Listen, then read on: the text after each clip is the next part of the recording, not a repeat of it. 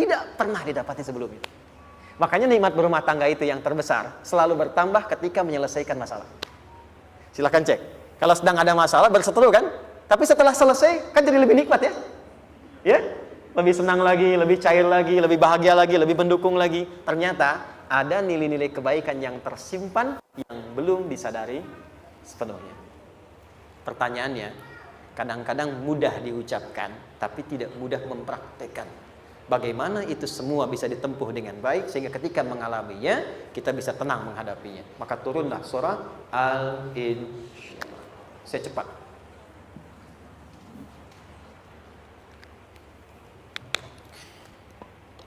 Teman-teman, ini apa? Kelas ya? Baik, pelan-pelan sedikit. Kira-kira volumenya besar kecil? Kecil ya? Baik. Kalau saya bandingkan dengan gayung, volumenya besar mana? Gayung ya? Baik. Kalau ini saya perlebar, sehingga bisa memasukkan apapun ke dalamnya, itu bahasa Arabnya disebut dengan insyirah namanya. Jelas? Meluaskan sesuatu sehingga terlihat lapang, sehingga memudahkan setiap hal masuk ke dalamnya. Itu insyirah namanya. Surah ini diberi nama dengan surah Al-Insyirah, yang berarti sesuatu yang lapang, yang tenang, yang nyaman. Yang diharapkan dengan keadaan hati yang lapang, nyaman, tenang itu, segala persoalan yang dihadapi dalam kehidupan akan mudah diterima dan tidak berdampak besar dalam menyikapinya. Maka bagaimana kemudian Allah memberikan turunan-turunan petunjuk supaya apa yang diharapkan ini bisa tercapai. Satu, izin mengilustrasikan. Saya kasih cerita sebentar. Ada seorang anak muda, kisah ini sangat viral, hampir setiap kita bisa mendapatinya. Datang kepada seorang kakek tua di sisi danau yang jernih sekali airnya. Dia berkeluh kesah tentang persoalannya. Dia katakan, saya punya masalah begini. Berat sekali terasanya. Kakek itu kemudian permisi, dia hanya membawa 2 genggam garam. Kemudian beliau bawa 1 gelas, ilustrasinya seperti ini. Dimasukkanlah kemudian garam itu ke gelas itu. Lalu diambil 1 gelas air yang jernih tadi dengan garam segenggam. Kata beliau, minum. Pemuda itu mengatakan, wah asin, minum aja dulu. Lalu ketika diminum, langsung ditumpahkan. Dia muntahkan asin katanya. Lalu setelah itu kakek yang tadi melepaskan segenggam sisanya, dilempar ke danau tadi yang luas. Lalu diambil lagi dengan gelas yang sama. Sekarang minum. Bagaimana rasanya? Segar, enak, nyaman. Itulah hatimu. Kalau hatimu sempit sesempit gelas ini, maka masalah sekecil apapun akan selalu menghadirkan kesulitan seperti engkau menelan garam tadi. Tapi kalau hatimu luas, sebesar apapun masalah, tidak akan pernah berdampak pada dirimu kecuali engkau mampu menyusun rencana untuk mengatasinya. Kelapangan hati yang membuat diri kita mampu menerima persoalan apapun, itu yang disebut dengan insyirah. Makanya dulu tahun 90-an ada sinetron Hati Seluas Samudra gitu ya. Saya pernah tahu itu. Sama anaknya diapa-apain juga, masih aja ya menerima gitu. Dulu siapa ya? Jeremy Thomas dan lain-lain ya. Saya kira ada gitu. Ya, saya kira itu ya. Saya pernah lihat sejenak ya. Saya jarang-jarang nonton gitu. Pernah lihat aja. Saya senang riset. Jadi kalau riset itu ada riset dakwah, ada riset materi. Saya teman-teman yang musik gitu ya, saya tidak terlalu dekat dengan musik karena saya di Quran gitu. Tapi untuk mengetahui hukum musik itu bagaimana, saya riset. Sampai ke notasi saya tahu. C D F G A B C D F G D F G A B C D A B C D F G A F G A B C D E B C D E F G A B C D gitu kan ya? Ya, tapi kalau diminta piano, gitar, ini saya nggak bisa. Ya, tapi untuk menentukan hukum, nah kita bisa paham gitu. Misalnya boleh nggak baca Quran pakai langgam Jawa gitu kan? Nah hukumnya apa? Nanti dari teori itu muncul. Ya, paham ya? Nah, oke, balik sini. Perhatikan baik-baik. 1, saya agak cepat. Ini ditafsir langsung turun Al-Insyirah. Yang pertama, alam nashrah laka sadrak wa wada'na anka wizrak allazi qadha dhahrak. Tahan sampai sini dulu, 3 ayat. Saya mulai dari ayat kedua dan ketiga. Perhatikan baik-baik. Wa wada'na anka wizrak alladhi anqadha dhahrak. Artinya apa? Artinya satu beban yang diletakkan di pundak yang berpengaruh kepada semua bagian tubuh. Kita pernah melakukan atau melihat yang angkat beban ya? Beban kan semakin berat diangkat, semakin terasa ke bagian-bagian tubuh ya, ke semuanya. Nah, itu namanya wizrak alladzi anqadha dhahrak. Beban yang dipikul yang berat sekali sampai semua merasa. Makanya jadi satu ungkapan dengan mengatakan dia sedang memikul beban yang sangat berat. Sampai kepalanya pusing, tidur nggak nyaman, miring kanan, miring kiri. Itu namanya ya alladzi anqadha dhahrak. Satu. Saya percepat, akan ada satu masa dalam hidup setiap hamba merasakan satu persoalan yang seakan-akan beban berat yang dipikul sampai merasa kesulitan dari ujung kepala sampai ujung kaki. Siapapun itu. Jujur ya, setiap kita tanyakan pada diri sendiri. Setiap kita yang ada di sini, saya yakin pasti pernah atau bahkan akan mengalami satu peristiwa yang merasakan beban berat sampai seakan-akan ujung kepala sampai ujung kaki merasakan sakitnya. Ada yang sudah mengalami atau bahkan nanti akan ada yang melalui. Perhatikan baik-baik. Teruskan ayatnya. Wa rafa'na laka. Perhatikan. Kalau ada yang sedang merasakan itu, yakinlah kata Allah, pada saat itu sesungguhnya Allah sedang mengangkat derajatnya dan meningkatkan kualitas hidupnya untuk mencapai sesuatu yang istimewa yang belum pernah diraihnya. Dari sini kita buat persamaan. Ujian. Perhatikan. Berbanding lurus dengan harapan. Banding lurus dengan solusi nanti pada akhirnya. Fokus. Lulus di sini, insya Allah setiap persoalan akan lebih mudah untuk diatasi. Ujian, seberat apapun yang sedang kita alami, tidak akan pernah diberikan kepada kita oleh Allah, kecuali ternyata hikmahnya untuk mengabulkan harapan-harapan besar yang sebetulnya kita mintakan. Jujur ya, setiap kita kan sering punya permohonan ya, sering berdoa ya, ya Allah minta ini, minta itu, minta ini, minta itu, gitu kan? Nah, cara Allah mengabulkan harapan kita itu, yang pertama, jalurnya lewat ujian. Karena semua kesuksesan itu, desain dasarnya adalah melewati ujian.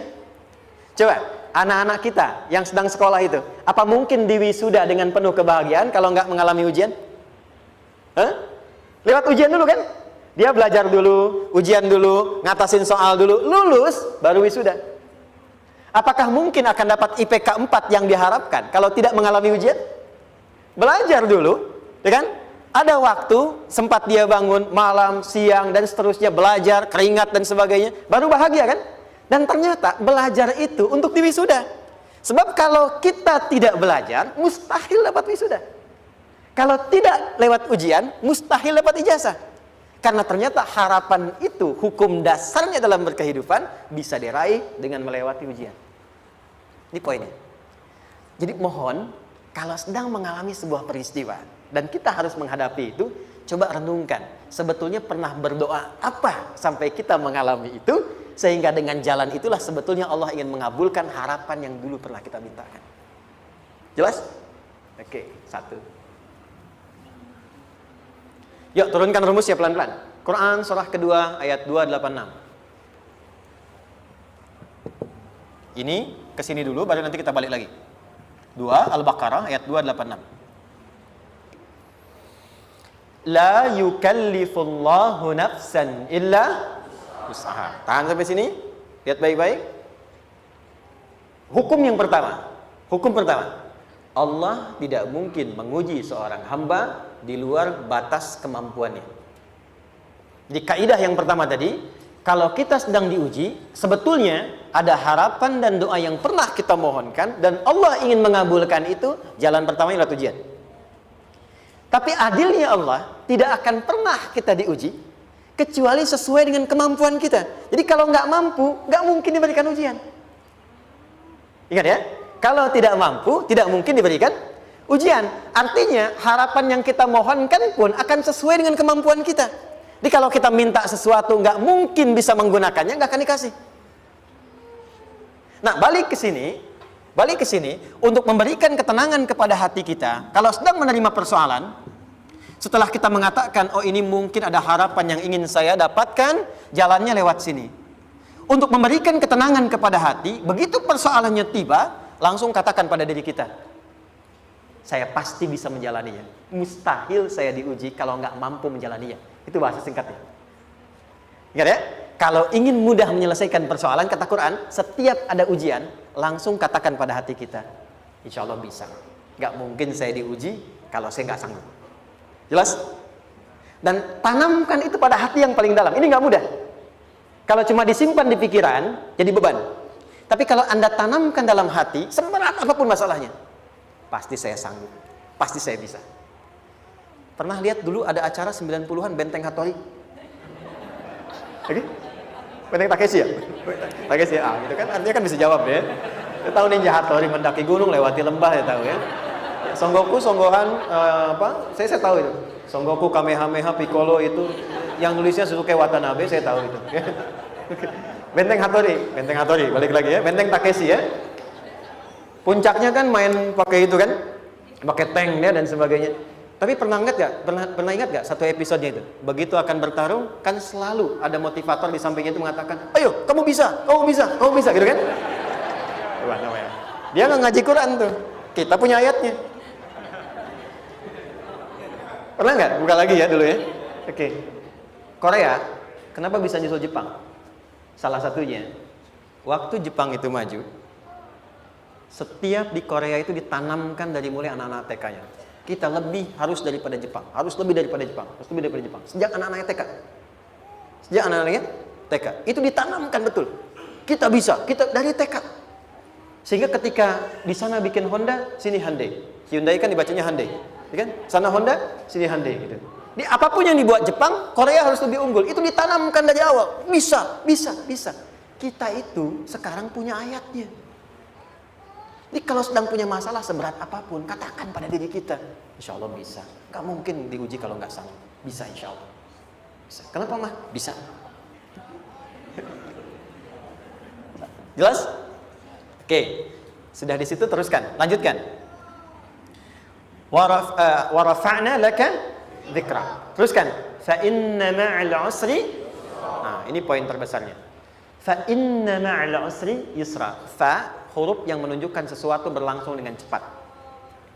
Inna di ilmu nahwunya berbunyi begini, di gramatikal bahasa Arab. Harfun nasbin wa taukidin. Tansibul isma wa tarfa'ul khabara. Mabniun 'alal fathi la mahalla lahu minal i'rabi. Paham? Tidak. Inna huruf yang digunakan untuk menguatkan informasi agar ditancapkan ke dalam hati sekuat-kuatnya dan jangan pernah ragu.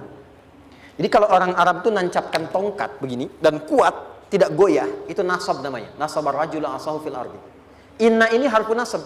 Jadi kalau ada di Quran dibuka informasinya dengan inna, maksudnya begini, hei, tancapkan informasi dalam hatimu dengan kuat, jangan pernah ragu. Yakinkan pada dirimu. Apa yang harus diyakinkan? Ma'al usri yusra. Inna ma'al usri yusra. Usrun sama dengan yusrun. Lari ke sini. Oke. Apa artinya usrun? Sulit. Oke. Sulit itu ada dua. Ada sa'bun, ada usrun. Kalau kesulitan yang relatif, kata si A sulit, si B mudah, itu sa'bun namanya. Contoh, kata si fulan, bahasa Jepang susah. Padahal kata yang lain tidak. Saya ke Jepang, anak-anak kecil begini bisa bahasa Jepang gitu kan. Bagi mereka mudah gitu ya. Saking mudahnya gitu. Kata shiwa gitu. Anak-anak kecil, bagi mereka mudah, bagi kita belum tentu. Itu sa'bun. Innal lughatal yabaniyah sa'bah. Relatif. Tapi kalau kesulitan yang sifatnya mutlak, semua orang mengatakan sulit. Maaf, bawa mobil, sulit atau mudah? Bukan mengendarai ya, bawa mobil, bawa. Sulit ya? Sulit ya? Baik, sepakat sulit semuanya. Nah, itu dalam bahasa Arab dikenal dengan usrun. Kesulitan yang semua sepakat bahwa itu susah. Sulit, semua sepakat. Dan ketika ada orang bicara, aku sedang punya masalah begini. Semua mengatakan, wah itu nggak mudah, itu nggak mudah. Itu usrun namanya. Lawannya, kemudahan yang relatif disebut sahlun. Tapi kemudahan yang semua sepakat bahwa itu mudah, itu yusrun namanya. Mengangkat spidol, semua mengatakan mudah, ringan. Itu yusrun namanya. Perhatikan, Allah tidak memasangkan sa'bun dengan sahlun, tapi memasangkan usrun dengan yusrun. Orang-orang yang punya keyakinan kuat, setiap persoalan itu akan selesai. Dan dia mengatakan pada dirinya, aku bisa melewatinya. Maka, perhatikan kalimatnya kata Quran, inna ma'al usri yusran. Sesulit apapun masalah yang sedang dia alami, maka Allah akan datangkan solusi semudah-mudahnya yang bisa dia nikmati. Dengan kata lain, kalau kita bawa ke bahasa psikologi, kalau sedang menghadapi persoalan seberat apapun, selain kita mengatakan, ini pasti bisa saya lalui, saya insya Allah sanggup mengatasinya, katakan pada diri kita, ini pasti selesai. Pasti ada solusinya, pasti mudah. Katakan, walaupun memang solusinya belum datang, tapi tenangkan pada diri kita dengan mengatakan, inna ma'al usri yusra. Bahasa psikologinya, katakan pada diri kita, ini pasti selesai. Gak mungkin gak selesai, pasti ada solusinya, pasti mudah. Itu lebih memberikan harapan pada diri kita untuk menuntaskan persoalan dibandingkan dengan meratapinya. Jelas? Teruskan. Fa inna ma'al usri. Kalau masih ragu kata Allah, katakan lagi sekali lagi. Sampai hati kita merasa nyaman. Jadi kalau sedang punya persoalan seberat apapun, tanamkan pada diri kita, pasti selesai. Belum nampak, insya Allah pasti selesai. Gak mungkin diuji kalau nggak ada solusi. Itu lebih memberikan harapan. Setelah itu, fa idza faraghta, mitigasi masalahnya, mitigasi persoalannya. Tuliskan, ini masalahnya apa? Rumah tangga, apa saja misalnya. Dia ada suami, ada istri, ada anak-anak. Masalah ada di mana? Kadang-kadang menangnya jadi kusut karena satu-satu nggak segera diselesaikan. Maka kata Al-Quran, fa'idha faraghta, satu-satu mitigasi dulu. Satu masalah di sini, lihat di suami, lihat di istri. Kalau pekerjaan, masalahnya apa? Sebelum bercabang kemana-mana, petakan. Apakah rekanannya? Apakah relasinya? Apakah kemampuannya? Apakah manajerialnya? Apakah marketingnya? Mitigasi, kotaki semua, selesaikan satu-satu. Setelah itu, apa yang dilakukan? Wa ila rabbika, tawakal sepenuhnya kepada Allah untuk menentukan hasilnya. Tawakal itu yang paling mahal.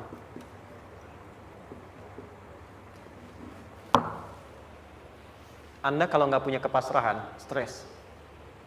Karena selalu memikirkan apa yang mau dikerjakan dan selalu orientasi pada hasil. Kita punya tawakal. Kalau kita mampu menyerahkan sesuatu, gini, di sini ada orang yang paling jago misalnya main basket. Ada pertandingan basket. Begitu dibuka, udah tim musyawarah serahkan aja pada si fulan. Kan? Dia yang paling jago, dia. Bukankah dengan menyerahkan itu bukan hanya kita berikan sebuah tugas, ya kan? Tapi dengan itu ada kelapangan tersendiri kan? Yakinlah sukses, ini paling hebat. Pernah ada perasaan gitu? Sekarang, siapa yang paling mampu menguasai? Siapa yang paling hebat menyelesaikan segala hal? Siapa yang punya segalanya? Bukankah Allah? Orang-orang yang punya tingkat tawakal yang tinggi, maka satu, dia akan lebih stabil keadaan mentalnya dan tidak akan pernah gelisah dengan kekecewaan. Gak ada kecewa. Karena tawakal itu kalau sudah kepasrahan pasti menerima hasil. Kalau sudah tawakal, terserah Allah tetapkan apa saja. Mau dapat sekarang, dapat besok, dapat nanti. Puncak yang paling tinggi, tugasmu hanya berikhtiar semampu yang bisa dilakukan. Selanjutnya biarkan Allah menetapkan apa yang menjadi bagian dari maslahat kehidupan kita. Saya tutup. Cara Allah menjawab harapan kita ada 3. 1. Memberi langsung apa yang kita mintakan. 2. Menunda itu sampai kita siap menerimanya. 3. Mengganti apa yang kita inginkan dengan apa yang kita butuhkan. Saya ulang ya. 1. Memberi langsung apa yang kita mohonkan. Misal, ya Allah saya ingin A misalnya, anak saya pengen ke ITB. Tapi nggak mungkin tiba-tiba langsung masuk ITB kan? Pasti lewat ini dulu kan? Ada ujian dulu, ikut tes dan seterusnya diterima sesuai. 2. Kadang menunda sesuatu sampai dia sanggup menjalaninya. Anda punya anak usia 5 tahun, pengen diberikan motor. Anda mampu untuk memberi motor, dikasih nggak? Tidak. sampai dia sanggup mengendarai motor, baru Anda berikan. Terkadang ada yang kita minta sekarang, tidak didapati sekarang. Tapi ternyata tahun depan kita dapat. Kita harus sadar bahwa anugerah yang kita dapatkan tahun depan itu sebetulnya adalah hasil doa kita di tahun ini. Pernah dengar nggak kisah viral? Nabi itu berdoa baru dikabulkan setahun setengah. Setahun 6 bulan. Padahal itu Nabi loh. Kiblat pertama kita kemana? Palestina kan? Baitul Maqdis kan? Nabi berdoa, mohon terus nengok ke langit. Al-Baqarah 144, minta. Jawabannya turun setelah setahun setengah. Setahun 6 bulan. Ada yang mengatakan di tafsir setahun 8 bulan. Baru dikabulkan setelah setahun setengah. Padahal kurang soleh apa Nabi? Nabinya siap, mungkin umatnya yang belum siap. Nabinya siap, tapi ada tantangan di masyarakat yang tidak mudah, yang mungkin bisa meruntuhkan dakwah. Baru dikabulkan setahun setengah. Ketika semua umatnya sudah bisa siap menerima itu. Boleh jadi apa yang diminta orang tua sekarang, terkabulnya mungkin belasan puluhan tahun pada anaknya yang nomor sekian. Tahu Imam Syafi'i? Imam Syafi'i itu kan nama aslinya Muhammad. Bapaknya Idris. Kakek yang ke atas, yang ketiga namanya Syafi'i. Kenapa disebut Imam Syafi'i? Dinisbatkan pada kakek yang ke atasnya. Ternyata kakeknya ini seorang ulama besar, saleh, memohon kepada Allah. Setiap di keturunannya ada yang bisa menggantikan lebih soleh, lebih baik lagi. Ternyata yang didapatkan bukan dari anaknya, tapi generasi keturunan yang kesekian. Anda belum sekarang bisa hafal Quran. Misalnya, Anda bermohon, berdoa, boleh jadi yang hafal, mungkin bukan di anak, bisa di cucu, bisa di bagian keluarga yang lain. Maka, terkadang tawakal itu tidak hanya memberikan hasil yang cepat, tapi memberikan keindahan yang terasa tertunda, tapi melengkapi kebahagiaan yang dirasakan. Penutupnya, boleh jadi minta ke ITB, diterimanya di Unpad.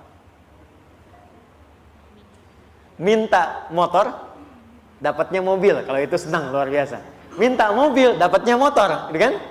Ternyata kadang-kadang desainnya yang terakhir, saya tutup, Allah mengabulkan apa yang kita butuhkan, bukan apa yang kita inginkan. Anak Anda sakit, dibawa ke dokter, kata dokter jangan dulu makan jeruk. Maka Anda pulang, dia minta jeruk, Anda berikan apel. Saya nggak mau apel mah, saya pengennya jeruk. Nggak apa-apa nah, ini apel rasa jeruk misalnya kan? Anda berikan. Ternyata apa? Bukan ingin menyakiti dan tidak mengabulkan keinginan anak, tapi lebih memberikan apa yang dia butuh. Kadang-kadang maaf ya,